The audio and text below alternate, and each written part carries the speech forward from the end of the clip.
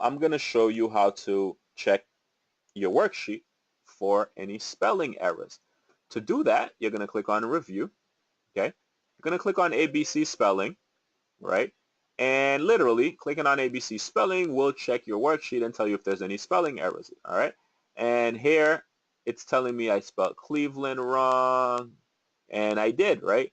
So Cleveland, I wrote Cleveland, so I'm going to say change all, right? LeBron, it's saying I spelled LeBron wrong. It's with a capital B. Is that correct? It probably is. So I'm going to say change all. Okay, so now, sorry about that annoying noise, right? It says spell check complete. You're good to go, right? My spreadsheet looks a whole lot better now because Cleveland is spelled correctly, right? And I purposely did that in the beginning because I want to make sure that I show you how the checking spelling works in your spreadsheet. All right.